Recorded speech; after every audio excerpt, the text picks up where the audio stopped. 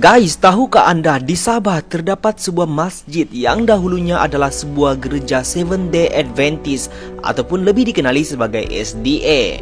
Sehingga kan sekarang masjid ini masih kekal indah, malahan struktur asal bangunan gereja juga tidak diubah bagi mengekalkan identiti dan keasliannya. Masjid ini terletak di sebuah tanah seluas 0,56 hektar di Bukit Berhampiran Padang Merdeka, Kota Kinabalu. Mungkin bagi kita yang baru pertama kali melihat bangunan tersebut, pasti tertanya-tanya, apakah ini bangunan gereja ataupun masjid? Melalui catatan sejarah, gereja ini dibina pada tahun 1930, iaitu sebaik saja Perang Dunia telah berakhir.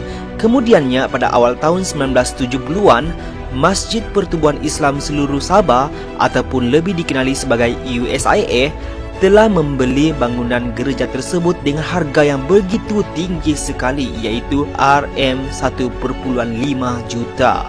Inisiatif pembelian binaan diambil kerana ketika itu belum ada masjid yang dibina di kawasan bandar yang dapat memudahkan umat Islam, khususnya dalam menunaikan solat Jumaat.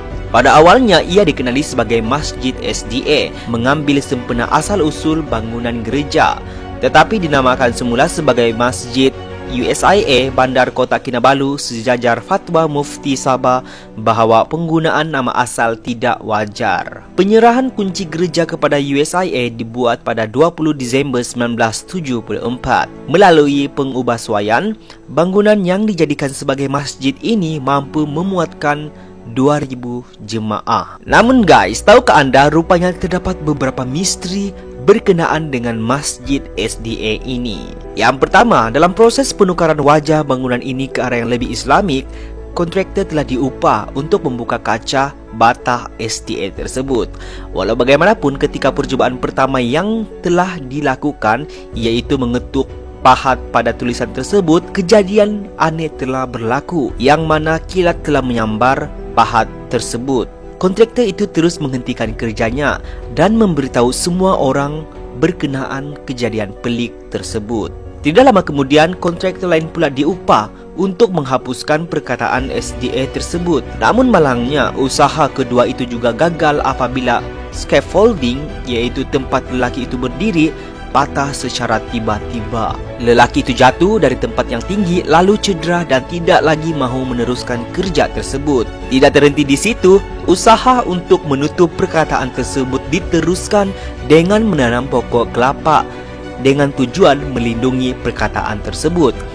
Tapi setelah pokok itu tumbuh tinggi mencapai perkataan E, pokok kelapa itu mati serta-merta. Penanaman dibuat berulang kali namun tetap gagal apabila setiap pokok kelapa yang ditanam mati setelah mencecah ketinggian perkataan E. Orang ramai yang menyedari kejadian tersebut semakin merasa pelik kerana pokok kelapa dan pokok kelapa sawit di sekitar pokok yang mati itu masih subur tanpa sebarang masalah. Beberapa usaha lain juga ada dibuat seperti mengecat keseluruhan dinding tersebut, termasuklah glass brick SDA tersebut. Namun cat itu akan luntur dengan sendirinya dalam beberapa hari dan perkataan SDA tersebut akan kembali kelihatan jelas seperti sedia kala. Hinggalah ke hari ini, kaca bata SDA yang tertanam pada dinding Masjid USIA tersebut masih berkekalan. Namun begitu, tiada sebarang masalah ataupun pergaduhan tentang ketidakpuasan hati mana-mana pihak tentang bangunan tempat beribadat itu. Malahan kehidupan di Sabah sentiasa dalam keadaan yang harmoni.